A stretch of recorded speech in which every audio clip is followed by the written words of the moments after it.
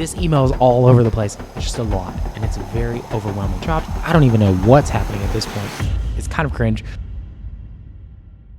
What's up, you guys? Hope you're doing well. Super excited for this video today because today we're going to be doing some email makeovers. Now, the other day I was actually going back through my Google Drive and actually digging through the archives of old emails that I've written. I don't know why I put myself through this pain, but I thought it would be really fun to actually see, if I take some of those old emails that back in the day I was really proud of 1, 2, 3, 5+ years ago, and actually rewrite them knowing what I know now. So we're going to take a look at an old email that I wrote back actually in 2017. And this email actually landed this potential client, but I see it today and I think, oh, so cringe. So I thought it would be fun to actually show you the copy that I previously wrote and do some real-time rewrites to see if we can level this thing up and make it even better. So subject line on this one is gun to my head, here's how I'd make $10,000 fast.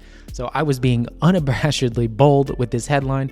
And honestly, I actually kind of like this. And then the body copy goes, I have a confession to make. I'm a stalker and I love it. And then there's this photo where I kind of photoshopped the founder of this company's head onto a image of a stalker, which it's kind of cringe, but we'll keep going. But before you write me off as a total creep, realize the stalking that I love to do is hanging out in Ask Reddit threads anonymously. Okay, so that's a very clunky sentence, but let's keep going. Yep, one of my guilty pleasures is reading the funny, crazy answers to questions. So let me pause for a second and just say this email is all over the place automatically. First, you're making a confession, then you're saying you're a stalker, and then the thing that you like to stalk is Reddit threads, and then there's all these random questions. I'm not loving it. I'm not loving it one bit. I'm very confused, and I automatically already see some changes that we can make to tighten this thread up, because it's not that it's a bad idea, it's that there's not one thread pulling you through this. But let's keep going through the copy. But recently I came across one question that really made me think, could I do it? Now here was the question, and I put a screenshot of the Reddit comment, and so the body copy continues on. It says, I love this question on so many levels. First, it forces you to get creative and hustle, 2 traits that have come in handy time and time again in my life. Back then, I had nothing to my name except for those 2 traits. And because of them, I went on to build a business that generates not just $10,000 per month, but tens of thousands of dollars per day, and even tens of thousands of dollars per hour at times. So wow. Again, and this is the one thing that I see kind of reflecting on my younger self's copy. The ideas were there, but there's so many different pieces and threads kind of pulling you all over the place. So notice that I introduce a question, and then I say I love it, and then there's 2 things that I want to say about it, and there's even more things coming down later. So it's just a lot, and it's very overwhelming. Now let's talk about how we would redo this thing, copy and paste it into a whole new document, and make it 100 times better. So it starts out with that, I have a confession to make. I actually do like this as a hook. I've used it myself many times and I don't hate it. But the problem is with this copy is that we say things that then make us uncomfortable, that we add quick caveats for. So notice I say, I'm a stalker and I love it. But before you write me off as a total creep, we wouldn't have ever had to do that if we just said something like, I'm an internet stalker, or I'm a Reddit stalker and I love it. And I don't really love this image. I'm sure at one point I thought it was very interesting, but at this point it's creepy and it's not actually funny. We can actually make this an and statement, and the copy becomes so much more powerful, because anytime you say the word but, you're saying everything that you just said previously. Don't think about that. And it's very bouncing for the reader if you do that many times, which we do a lot in this copy. So we make this quick adjustment, say the type of stalking I love to do is hanging out in Ask Reddit threads anonymously. Yep, one of my guilty pleasures is reading the funny, crazy answers to questions like, and notice here, I thought that this was just a totally random aside. If these were actually funny questions, I would have said maybe we could keep it, but these are not funny. So we need to continue this one thread to tighten it up even more. So, and we might be able to come back in here and add a joke in between these 2 things for a humor element, because we need some level of humor. We need to call attention to the fact that something we said was weird or quirky. And recently I came across one question that really made me think, could I do it? Here was that question. And I like the use of the screenshot because it proves that it's actually real, but I do not love that we're batting around more in the copy again. What we need to do is basically just cut all of this. I love this question because if someone takes the time to give a thoughtful answer, and we don't need to say Reddit on Reddit, it's not just a funny reply, it's a playbook to build a real business. And we can make this copy more readable, kind of breaking it up by line there. So we say, one that can help you save up some extra cash fast, pay off debt, go on a dream vacation, check off a bucket list item or 2, or walk into your boss's office and tell them I'm done. I want that for you. So I thought long and hard about my answer, And today I'm sharing it exclusively with Jump Cut readers. That's still fine. Here it is. How I'd make $10,000 in less than 30 days in 3 simple steps. Just remove all that extra stuff. So step 1, resist the temptation to sell your organs. I actually kind of like this headline because I know where I'm going with it in the body copy. And I think it's juicy, it's interesting, and I actually think it kind of pulls you through because you're like, what? Let's keep going. When most people get this question, their mind starts racing for how they can turn their existing resources into money fast. They jump on wacky solutions like sell my organs and sell car parts from junkyards on eBay. Besides the fact that I have no knowledge about cars and hate surgery and want to keep all my organs, you get much further by expanding your thoughts from what do I have that I can turn into money fast to who can I help that would happily pay. This who can I help question is the right question to ask because as brutal as this sounds, helping broke people won't result in cash for you. That's weird to mention that. I just think that's not necessarily useful in this moment. But remember, this question doesn't give it about feelings. We've got a gun to our head and need to make 10K fast. So see, again, that thing I was telling you, we need to tighten up these threads. There are so many times when I was making a good point and then I got distracted in the weeds. And I could have just, one edit through this would actually have tightened up all this copy because this is such an unnecessary aside. So you've got to narrow your focus on helping the right people, the ones that are able and willing to pay you to have their problem solved.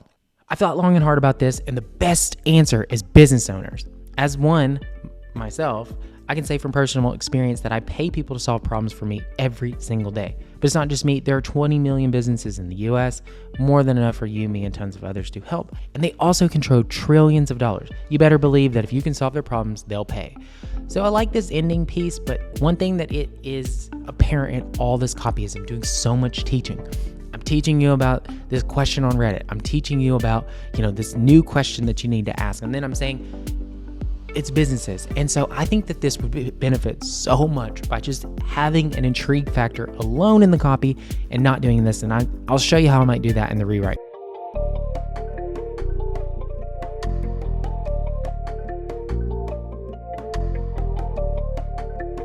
So here's how I approach that rewrite. I've thought long and hard about this, and the best answer to this who can I help question is, well, not so fast. I'll have more to say about this soon, but so I'm not a total tease, it has to do with a certain type of business all around you right now. These businesses have lots of money, and if you can help them solve one core problem, you can get paid handsomely for your time. But for now, let's just keep moving. So notice we just have one insight along this.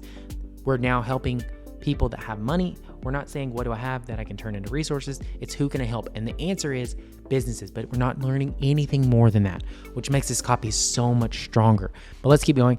Step 2, make them a shut them up and take my money offer, aka how to not be a sign twirler. Okay, now that we've got the who covered, we need to figure out what the hell we're going to sell. Of course, there are a lot of angles you could take. If you're currently working in IT, legal services, finances, you probably reach out to companies and do some contract work with them on that front. But I don't know how to do any of that. So I actually like the frankness of this. But again, we're going all over the place with this copy and we got to tighten it up in our edits. And in this experiment, I want to keep things simple so that anybody, even people without a background in a highly technical field, can apply it and make $10,000 fast.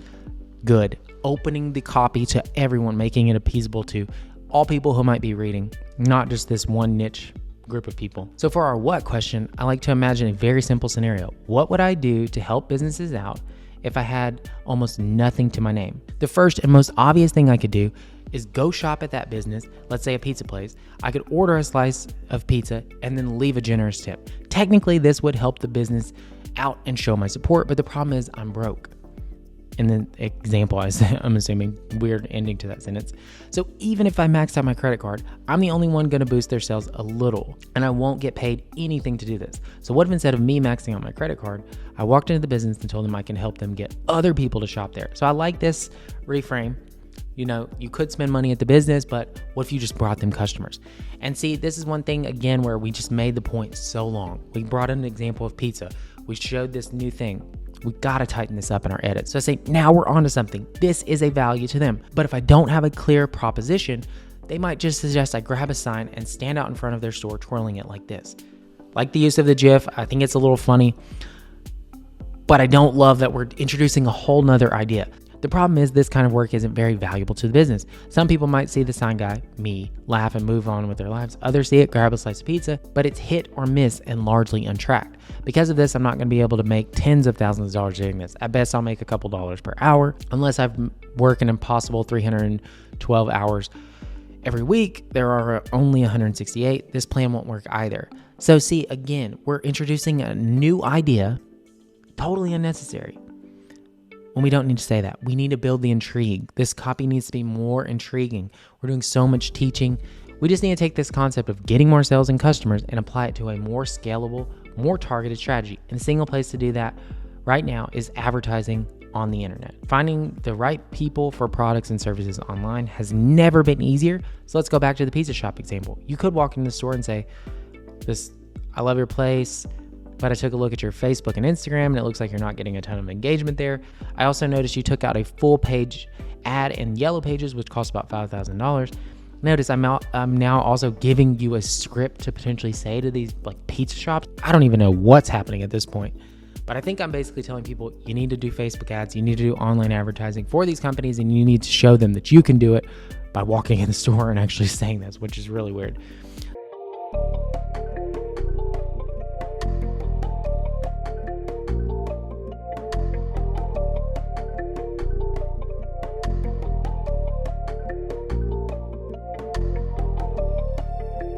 So here's how we made that edit. There's one thing every business owner wants. Can you guess what it is? Just 2 words, more customers. If you can find a way to reliably bring a business customers, you will get paid. Hands down, matter of fact. I know this is true because I pay people in my own company to help me do this every single day. So notice I actually made this also a personal anecdote and deleted all that lesson about pay and this theoretical example of a sign twirler, which was just totally derailing this whole thread. The problem for most people is that if you press them for a way to get customers, you might end up with ideas like this. But this is not the most efficient, scalable, or valuable way to bring businesses customers today. So we were able to retain that sign twirler example and make it a little fun in the email, but we're not spending all the time in the body copy on this. So we keep going. If you want to help businesses get customers in 2021, you need to go where the people are in droves, where they are willing, able, and excited to shop. The good news is I can show you how to find these people for any business and get them lining up out the door to buy from any brand.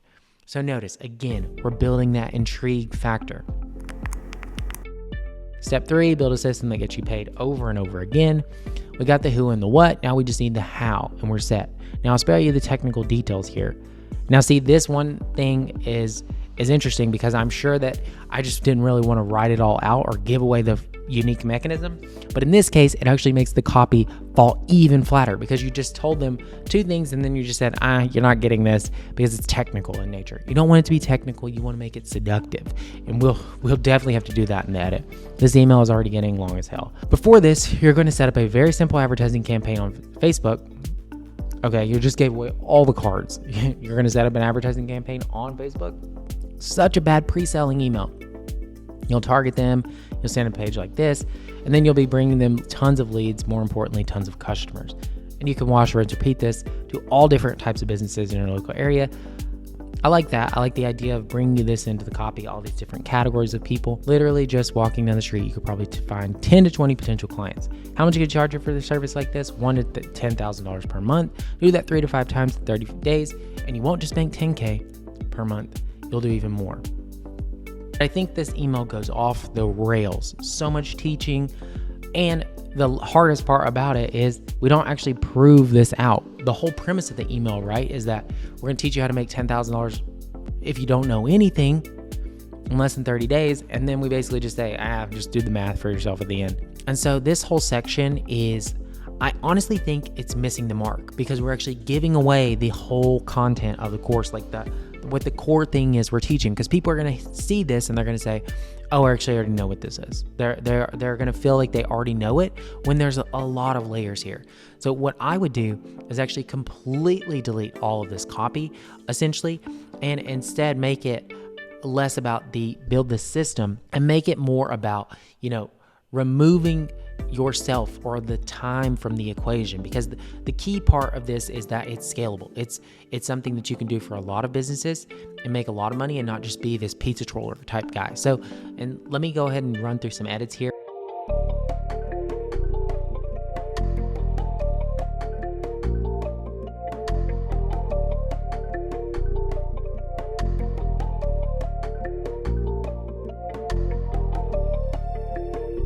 So here's how we made that edit.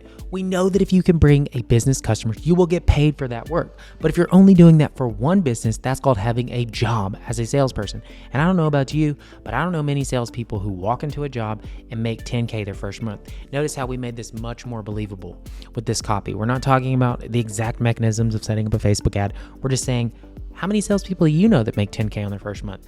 So we're pivoting it. We're focusing this conversation. So if we want to hit our 10K in 30 days milestone, we need something that scales faster and further, and something we can offer to lots of businesses, something I plan to teach a lot more about in my upcoming course on this exact business model. So notice another tease, we're building that desire in our customers. But the gist is this: if you can build a page like this, and if you can tap into this place for finding unlimited customers in droves, you can easily get paid $1,000 to $10,000 per month per business you offer this service to. Notice how much more intriguing this copy is. And then finally, we wrap this thing with there you have it. That's my answer to how I would do this. I think a lot of you could take this exact business model, make 6 or 7 figures over the next 12 months, seriously. And see, this was something I was guilty of a lot when I was younger as a writer, just giving away the playbook, which is a terrible, terrible thing to do in copy. You need to be educative, but also seductive. And that's something we got to do in this edit. So I'm planning to talk more about this soon, but before you access that, I want to know what you're most curious about so I can tailor the content to what you actually need and want. Hit reply and let me know your biggest question. So this is a terrible ending to this email.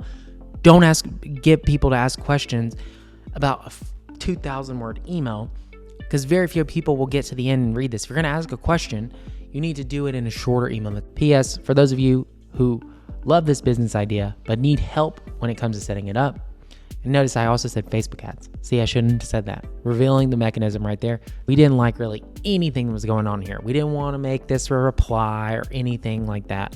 What we want to do is just make this add yourself to the wait list. So how will we do that? First of all, we're just going to delete all that copy. So I rewrote it to say, now, if you find the idea of this business intriguing, stay tuned. I will be revealing all the details of how you can set this up and have a full service business offering this customer getting service to businesses in your local area very soon. If you want to be the first to find out about it and unlock something cool, so I don't really know what we had as a bonus, but some type of bonus, click here to add yourself to the early notification list. I would link out to that, make that an actual notification list, and you'll be the first to find out about this and get a first mover advantage on rolling this out to businesses surrounding you right now. So now let's actually see how long this new version of this email is, because I'm very curious to see how much we actually cut down. So we've got 784 words, which is much more palatable for an email. And this one previously was 1674, which basically we cut over half of the copy and actually strengthen the core ideas. So overall, I think this is a much better email, and we've just taken it from what I would say is probably a 3 to a 4 to much closer to that desirable 8, 9, or 10 levels.